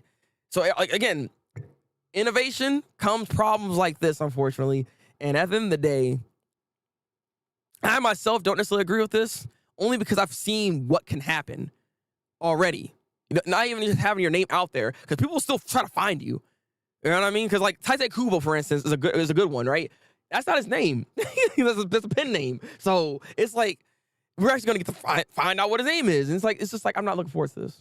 I'm not looking forward to this. Like this is a bad decision on their part, and they need to let this go. But we'll see how this plays out. I'll give y'all updates the more I know about it. So stick around, stay tuned. You know, I will talk more about this. All right. Outside of that, I think. Let me see. No, I think I already talked about that. You already talked about the One Piece as being that live action. Though we didn't talk about it over here when it comes to the Avatar things. I haven't put the video up, but I need to see more of the cast. But that thing's looking great. Like Avatar is looking like an amazing freaking live action, and I'm looking forward to it. So I can't wait for it to come out and for me to actually just go ahead and like eat that up, because I'm gonna watch. I'm gonna be watching like 100% at this freaking point. One Piece, I'll give it a shot, but I'm scared about this freaking Luffy, because he ain't looking good. He ain't looking good. All right, like that. Yeah, that casting for freaking Avatar is just too good. And it makes me mad because, again, Mike and Brian are not a part of this. So it scares me, because it's like, are we going to have another freaking M. Night Shyamalan situation? Even though the cast is great? I don't know. All right. Not a fan of the Avatar costumes? Really? Why is that? Why is that? I thought they looked pretty good and very faithful to the actual series, though. I have to admit. Like, they look pretty faithful. So I don't really have a problem with them. So I'm curious what it is that you don't like about it. Desto. But yeah, I mean, these live actions are actually trying to do it. Also, I think people are also getting kind of, they're actually misunderstanding something. Because I need to reply to some comments to the video I made for One Piece, which I do have a video up talking about the One Piece in live action and all my thoughts. If you want to know, just watch that video. But I had some comments in there, and I think people are not understanding that this is like kind of like a show. It's not really a movie, because like this is not what we're doing here. There's stuff going on right now. So this is more of a TV show, and all I can say is, yes, there are certain ways you're supposed to act when you're doing like a movie and all that stuff, but it's not like you can't still translate One Piece into a live action, into a better script that makes sense for the characters. Because like Luffy doesn't act like Luffy. That's like the main problem I have with it. Luffy doesn't act like Luffy. Luffy needs to be more Luffy-like, and that is more on the writers not understanding the character potentially, or not doing it correctly. So we'll see though. That first trailer wasn't the best showing of Luffy, but we'll see. We'll see as more time passes, more trailers come out. We'll see just how he acts as a person, as a character, and we'll go from there. They look too much like cosplay to me. Interesting. I don't don't know if I don't know. It's this being one of the few times where I might have to disagree on this one with you, Des. Though I don't know. I wouldn't say that. I wouldn't say that because like what would they do? Because I mean I appreciate the fact that they try to keep it as faithful as possible with their outfits because like again in my Shyamalan did not do that. He's like this man said Ong Ong, which is true though. Which is true though. That's though. We do need to see an actual action. We need to see them move in the outfits and stuff. So you do have a point. You do have a point. Quit.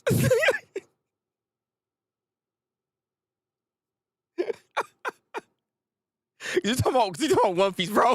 Look. You know those body types are not realistic. It's like, come on now. And to give its credit, to give it credit, look at One Piece when it began.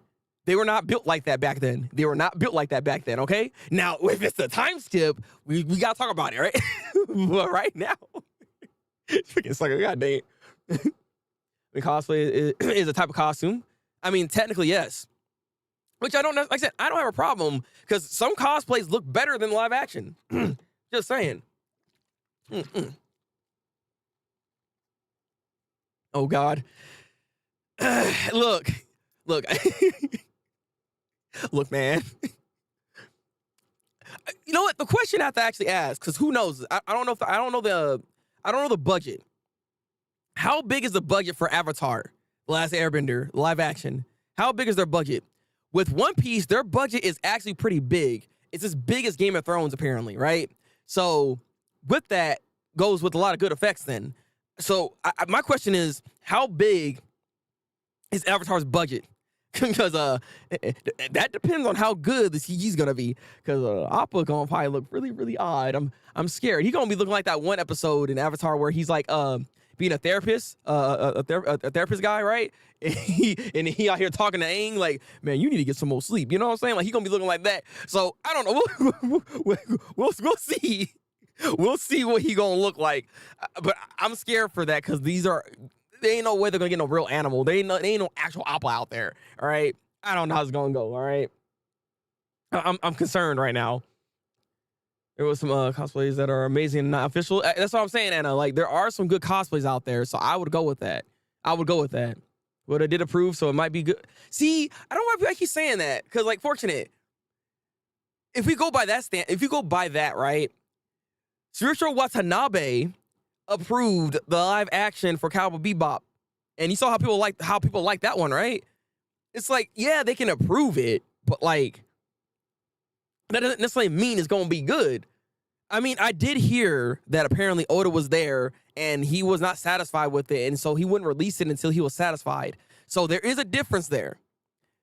I just hope that he did do something. I don't know. Yeah.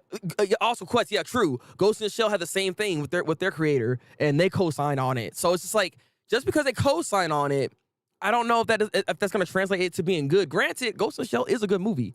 Ghost in the Shell live action actually is good. People just have a problem with freaking Scarlett Johansson. Granted, I always thought Scarlett Johansson did a good job or was gonna be Makoto Kusanagi. I've always said that when I saw her.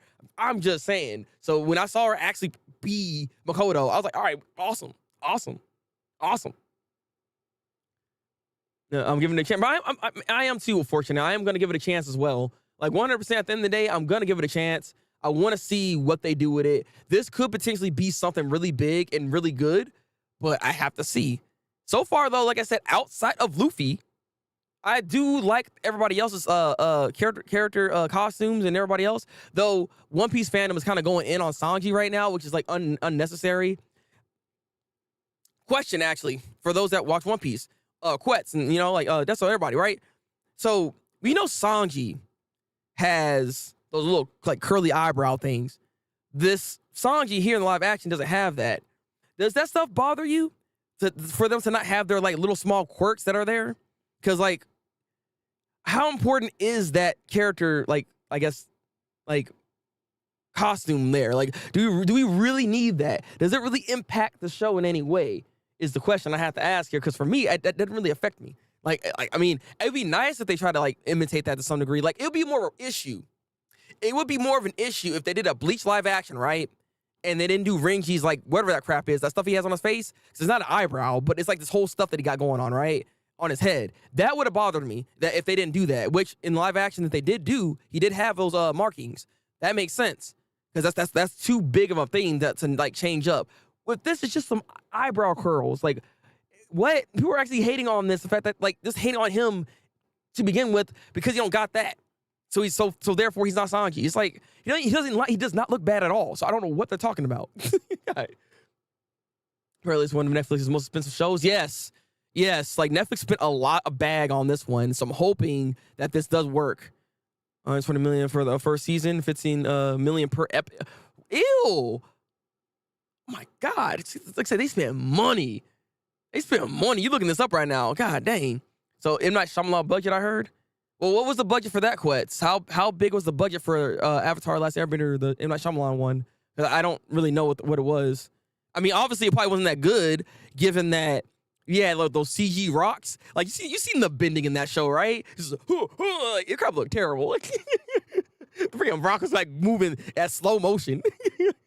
I really hope it don't look like that. God, the more I keep thinking about the M. Night Shyamalan, that crap's so bad. And you know what's funny? If you're a non-anime, a like Avatar watcher, right? Because like my mom actually watched it, right? Watched the movie, and she thought it was actually wasn't that bad. I was like, oh no, but that's what happens though. If you're not into the like the actual show, like if you're fresh in it, that might be an introduction for you to get into the series. You never know. All right. If the eyebrows were accurate, people would then complain about that. Facts. Exactly, Andy. That is my point. That is my freaking point. It's like, if they did that and have it in there, they're going to be like, oh, what is this? This looks trash. He should not have those curly eyebrows. Oh, I'll get somebody else. Like, some stuff just doesn't need to be there. Like, I understand the change of the shoes. The shoes still work within the time frame that they're in, but they can't just run around in sandals like that because there's no ankle mobility. This sucker be jumping off of, like, freaking cliffs. Come on now.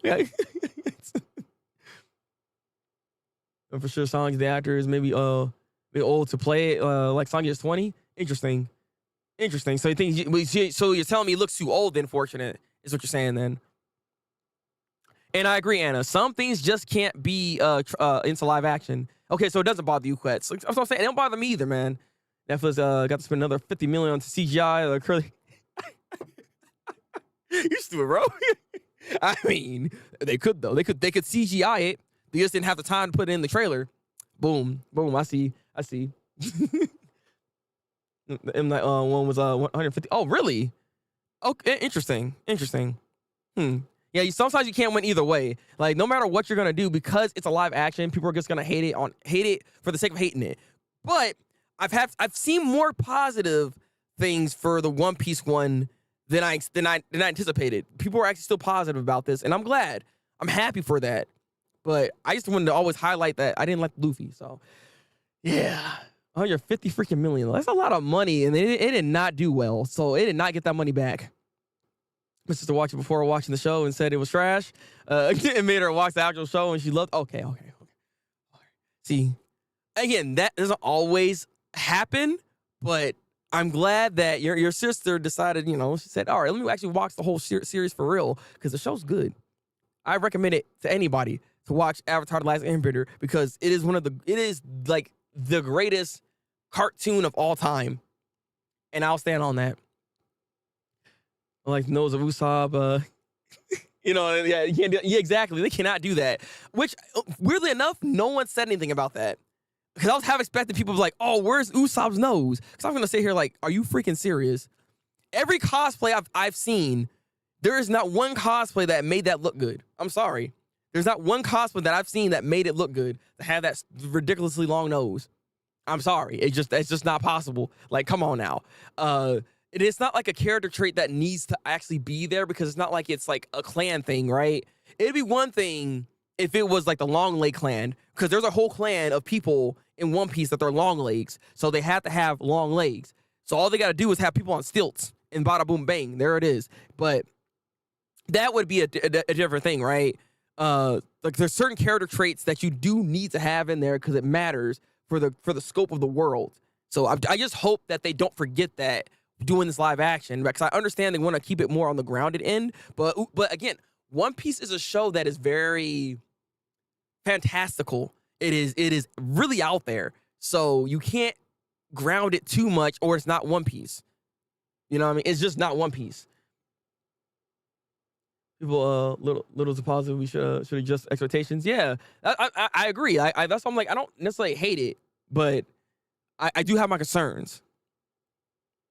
He used Tamlin to be able to get away with calling Aang Ong. It's like, I don't know why that made no sense, Anna. Why they change the name to Ong?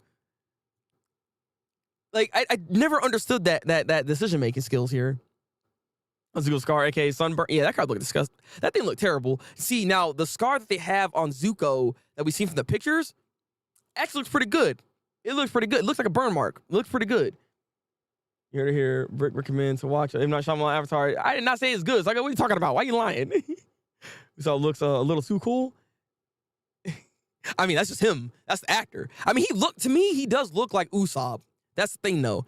And I mean, if you really look at it, like, look at his glow up, right? Like, that's, so think about it. Look at his glow up in One Piece and post time skip. Does he not look kind of cool? Does he not look kind of cool? Like, he doesn't look bad as a character. So, like, you know what? Yeah, that's time skip Usopp. I mean, I'm just saying, but that he had the potential. He has the potential to look like that from the beginning anyway. So, you know, he always had some of the drip, okay? He always had some of that riz. Because, you know, he was out here trying to riz up somebody within his arc. You know what I mean? Like, come on. He was always there. It's always there.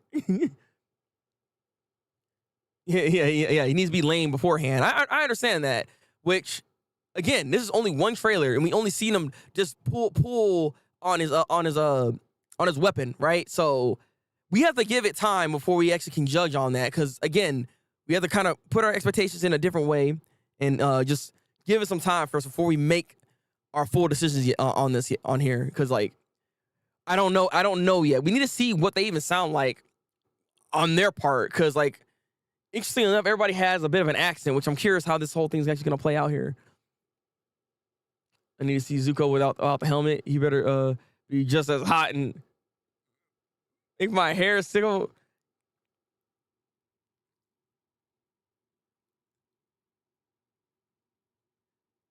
Anna, what? Hey, hello, I'm here. Oh, what the heck is this? All right. Though, you know, Dante Bosco has a voice. Did you see that interview that the actor of Zuko and Aang did? I did show it on stream before. I'm not sure if you were there at the time or not, but like he doesn't sound like Dante Bosco, but there is a certain like tone to his voice that reminds me of Dante Bosco. There's something about it. Terrible. Yeah, he looks. Let me see. Looking forward to live action Zuko's hair evolution. I mean, yeah, because he has that. He has that other style at first, and it's just like, you know, he has to regain his honor. Look, I look forward to his hair growth. All right, I look forward to that transformation because he looks way better with hair. Like Aang actually looked pretty good with hair too. I'm not gonna lie. You know, like in season 3, like his hair was kind of nice. Like he should have kept that. I'm just saying. I'm just saying. I look forward to this. So yeah, at the end of the day, I don't have any I don't have anything like terrible to say about any of these live actions. I've always been on the side of I don't mind live actions so long as they keep it faithful. Try to keep it as faithful as possible. Like I said before, I like the live action Bleach. That was good to me. What they did with how to utilize Grant Fisher was really good. I liked it. I liked it a lot. I didn't mind the Fullmetal Alchemist live action. That wasn't bad either. The best live action is, and I'll still always say this, is Rurouni Kenshin. 3 movies in, still goated. All right. People hate on the Death Note live action. And that's the Japanese one, not the one on Netflix. The Japanese one, I like what they did because they actually did things a little bit differently from the manga, which they should. I really liked the movie they did with L and seeing his last days. That was freaking smart as heck. That movie was great. I enjoyed it. Like they actually utilized his characters and try to like build upon them a bit more. We actually got backstory that we never even got to see on L's part of his life and everything. That movie, come on now. You know what I mean? I don't know why people hate on that live action. I never understood that because it was good to me. It was actually good. So I've never been on that hate train that others have been on live actions. Because if they do it correctly and they're faithful, it can be good. So I'm for it. Not to say I haven't seen bad ones. I've seen bad ones. Don't get me wrong. I mean, look, like the other Death Note one, that's not good, okay? I see the vision they're trying to do, but execution, trash, okay? Willem Dafoe saved that movie for me. That's it right there, all right? Come on now. Yeah, and there's that too. See, again, that's though. Some shows just don't need to be live action. I think ALT just doesn't need to be live action. I don't know, something about it it did not work, okay? It did not work. God freaking dang it. You can track his character development by his hairstyle. I mean, that's true. That is true, though. That's how you know he's grown as a person because his hair grew. I don't. You know what? Actually, I was about to say maybe you won't see that, Quetz, but actually, because I know you're joking, but maybe you're not. Because, like, again, one of the disputes that was happening is that they wanted to actually age up the characters a bit, and they wanted to have some more adult themes in Avatar. The original creators didn't want to do that. So that's why the dispute started happening in the first place. So, I mean, Saga is a ladies' man. Who knows, all right? Yue was there. The moon was there, okay? Although it still kind of bugs me that the creators aren't involved in the new Avatar series. I'm looking forward to it. Same, Andy. It bugs me a lot, but I'll still give it a shot. I'm not going to lie. I'll still give it a shot. I'm curious about it. Only because the cast is so good. That's the main reason what's keeping me here. That cast is way better than any other live action I've seen thus far. So I want to see what's going on with it. I mean, depending on the budget, though, maybe it can work. Who knows? Because the budget does matter when it comes to like these live actions with a lot of effects. Because, again, the 3D maneuver gear in general, you can't really do those moves like that in real life. So they're going to have to CGI it. And it really freaking depends. I don't know. I don't know. I'd rather them just not mess with it.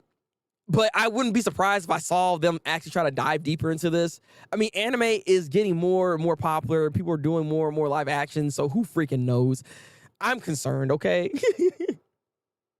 Did the ALT live action want to be a Titan, but no, I mean, I guess, because unfortunately they don't, because just how the world's structured, it makes sense why there isn't any Black Titans in the first place. So it'd be like that. It'd be like that. Not to say, luckily, not to say there's any Black people in the show, but it's just like, given the structure of it all, unfortunately, you ain't seeing all that. And there's still a Naruto live action in the works somewhere. Wait, there's a Naruto live action? This is the first I heard of this. I don't know about that. Actually, that's so you're making a joke. I can kind of see that though. I can kind of see it though, man. Look, if they gonna cast an actor that looks really young, like Tom Holland could actually potentially do it. Now, can he get as angry as Eren Yeager? I don't know, but hey, man, look. I saw news about that a while back, but maybe not. I'm now you got me wondering. I swear to, I really hope they're not doing that. I really hope not. Like, Andy, I hope you're lying. I just hope you're misinformed. I hope you're misinformed. Okay. Oh, hey, we have Michael B. Jordan's DBZ live action. Babe, we just said this. There are some shows that just shouldn't be live action. DBZ is legitimately one of those shows that should not be live action. I don't give a crap who's freaking directing it. I'm sorry, all right? I love Michael B. Jordan. He's my favorite actor. And I know he loves Dragon Ball Z. That don't mean he can do this. It's like, that don't mean it's going to be good, all right? He needs to scrap that. You know what he needs to do? Because he brought up Hunter x Hunter. Do a live action Hunter x Hunter instead. That can work well in a live action series. It can work really well.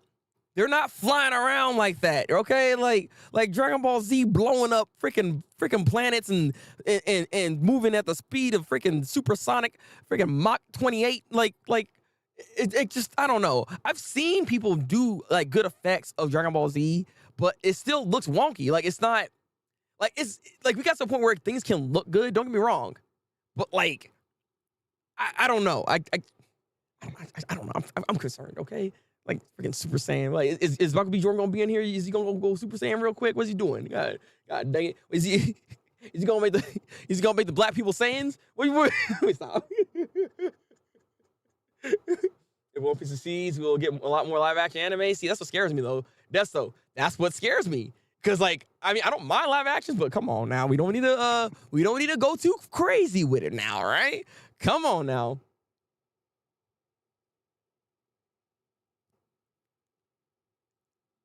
William Dafoe is like too old. You know what? William Dafoe would be a great Commander Pixis. How about that? How about that?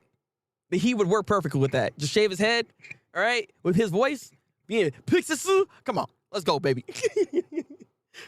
That would be cool, but I would be hella skeptical of every choice they make. Same, Andy, same. That's what I'm saying. I don't know, all right? He has swinging around. I can't. I mean, he does though, all right? I need a cheesy over the top Chainsaw Man. Oh my God. Honestly, Chainsaw Man in a way potentially could work. Only because the reason why Chainsaw Man can actually work a little bit, and it sounds crazy, Denji doesn't even have to be there no more. The whole thing with Denji, like when he goes into Chainsaw mode, the actor doesn't have to even be there. That whole sequence can just be CGI at that point. Like you don't like, you know what I mean? Like you don't like that element of him even being there. Like they don't have to even make a suit per se. I mean, I love them to still make a suit of more of like a practical effect, because like I always said this, like practical effects with CG looks better than just CG. But we already seen how the anime looks. That can still work technically speaking. I'm just saying. And then him being CG taking on CG monsters is not gonna look so weird because of it. So like in a way that can still work. Let me see. Just have that Gillen kid as go on. I'm done with you. Yeah, exactly. Yeah, so Michael B. Jordan is Goku. Jalen is freaking Gohan. He's gonna help unlock his potential. I'm done. But I mean, look, that's what can actually work though. It worked because inspiration in a lot of cheesy movies, and that is true too.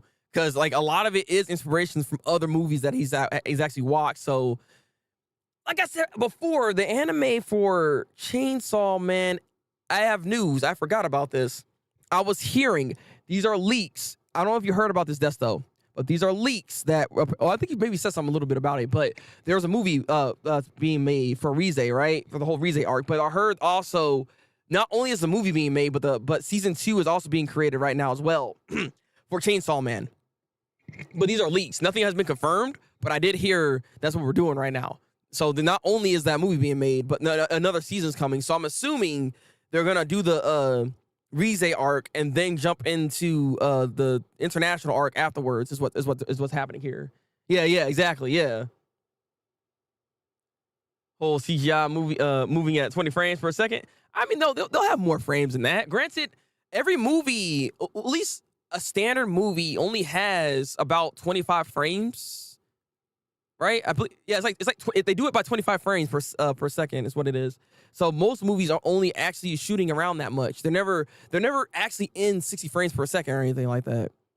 Like stories like Goodbye Eri would work really well as a live action. I agree. I mean, a lot of Fujimoto's work is pretty grounded for the most part that could work as a movie, especially considering that he thinks like that in that sense. Like Goodbye Eri is a perfect example of something that could be a movie or even like a Netflix miniseries or something. Just give us a 20-episode season and just finish part 1. I agree. But you know how money is, Desto. They're going to give us only 13 episodes and they're going to probably stretch this out because that's what they do. Granted, I did just hear Jujutsu Kaisen is going to have 23 episodes, so we're not actually like splitting it into parts. Thank freaking God. Like, I'm tired of doing that. I'm like, AOT, that's the only main thing I really dislike what they've been doing. Freaking Mappa, stop stretching it just in the show. Capitalism, exactly. Yep, and Fire Punch might be the only one that might not work as well. But I only read a little bit of it. I need to go back and actually just reread it all together, which is why I want to do some reading streams. So last little thing I want to talk about actually is that we're gonna do a little bit of an update. Next week could potentially be like the last seasonal talk per se. We'll still have maybe still an anime discussion. I won't even say it's the last seasonal talk, but it might be the last one maybe I do here. It depends. Because I would like to actually make some of these seasonal talks into sections and videos. So I don't want to clutter my channel by doing a live action or doing a live stream, right? And then cutting the stuff up into making videos. I want to probably still do the stream, but I might start doing those more on Kick. Because I do have a Kick account. So I'm thinking I'm going to try that over there, see what's going on. We might try a little bit of Kick streaming to see what's happening. So I might bring my seasonal talk over there, and then we'll have sections of that stream brought back over here as a video for YouTube. So I'm diversifying my content and still moving stuff around. Nothing's really changing. We're just adding more content, basically, right? Same thing with Chainsaw Man. I want to be able to do that as well at some point, because I do like the more edited version of Chainsaw Man live reactions, only because it's a much better video to watch as a whole versus watching me just talk and there is no edits. You know what I mean? No, look back. Oh no, I have not actually. See, I need to get time to read some manga, and I want to get back into doing that. That's why I think next Wednesday, or not next Wednesday, this Wednesday coming up, right? We're gonna get back into reading some manga. So I want to get back into reading Don to Don, but I need to finish some of the other mangas that are actually here on my list. So Look Back is one of them I do want to read, so we'll get into that as well. But that's kind of the idea that I have here. What are your guys' thoughts on it? Do you guys have a Kick? Would y'all be willing to even like jump over there just to see how it is, see how it goes, and how it plays out? Because I would like to just try to diversify myself as much as I possibly can, but not like losing my content. Because I might even just multi-stream. I'm still debating on this right now. I'm still debating on what I'm gonna do. So nothing's finalized, but I do want to still talk about anime. I do like doing seasonal talk. So I would like to try this out, is my thing. Look Back is a bit better than Goodbye Area. That's a big thing you're saying there, because Goodbye Area is goated to me. I freaking love that manga. I love Goodbye Area. So if you're saying that's better, I gotta read this. Again, I'm gonna probably read this Wednesday. I'm gonna read Look Back Wednesday and probably some Don to Don, and then that's probably be the stream basically what we'll be doing on Wednesday. Wait, you make one just for me? What? Make what? What do you mean? What do you mean, Anna? What you making? What you making? I appreciate it though.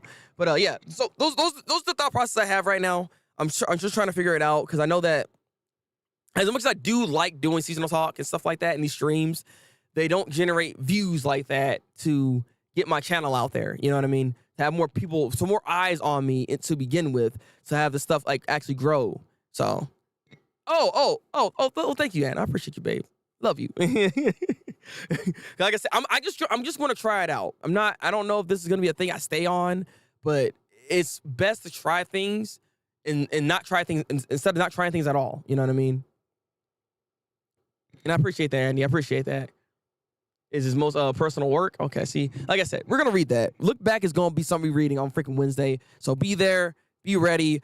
Usual stream times are still going to be, we're actually going to be on time this time around this week. So Monday, Tuesday, and Wednesday, we will be having that. Unless overtime smacks me in the butt all of a sudden, we should be okay with streams for Monday, Tuesday, and Wednesday. But we will be back here Tuesday for more Chainsaw Man. And as well as, like I said, like potentially maybe the last episode for seasonal talk. And we'll see what happens here. Because it might even take a break. Who knows? I'm still thinking about what we're doing here. I appreciate that, Deslo. Like I said, y'all the real ones. And I really appreciate you guys even taking the time to always come up in here. No matter what platform I decide to go to, you guys are here supporting me. And that matters a lot to me. And I thank you guys. I really freaking do. I really freaking do.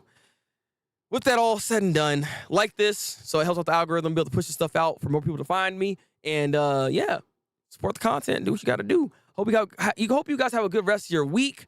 Have a good rest of your night. You guys make sure y'all eating well. And I'm going to get the heck out of here. So, until then, people.